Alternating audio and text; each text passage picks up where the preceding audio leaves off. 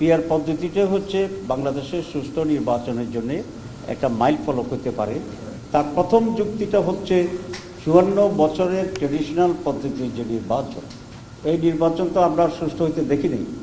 তো সুতরাং ট্রেডিশনাল পদ্ধতির নির্বাচন বাংলাদেশের জন্য উপযোগী নয়। ৫৪ বছরের রিগিং, রাতে দখল, দিনে দখল, কেন্দ্র দখল, রেজাল্ট মাঠে একরকম, ঢাকায় সার একরকম হয়, সব কিছু দুইটা করে। সেই জন্য আমরা মনে করছি PR may be the best alternative for experiments, number one.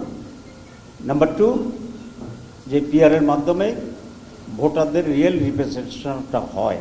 Traditional পদ্ধতিতে আপনারা দেখেছেন যে 49 কেউ পেল, কেউ 51 পেল। 51 বিজয়ী, একেবারে সুস্থ নির্বাচনও যদি আমি ধরি। আর 49-এর যে ভোট, এই ভোটের কোনো ভ্যালু এখানে থাকে না। আমি যখন নির্বাচন করতাম, লোকেরা বলে যে ভোট ফসাবো না, তখন বুঝতে পারতাম না। এখন বুঝি যে যেহেতু পিআর এটা কাউন্ট করার সুযোগ আছে, তো সেক্ষেত্রে আগেরটা তো পচার মতোই।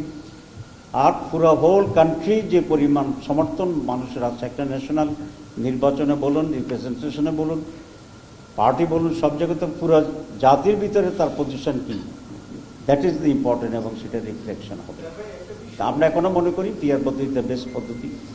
আমরা এই নিয়ে আগে সরকার পরিবর্তন আর জুলাইয়ের বিপ্লব, ইটস কোয়াইট ডিফারেন্ট। কারণ হচ্ছে ৭১ সাল যেমন একটা ডিফারেন্ট ইস্যু, জাতির স্বাধীনতার ইস্যু ছিল। ৪৭ সাল যেমন একটা ডিফারেন্ট ছিল, আমাদের জাতিসত্তার বিকাশের যে একটা সুযোগ ছিল।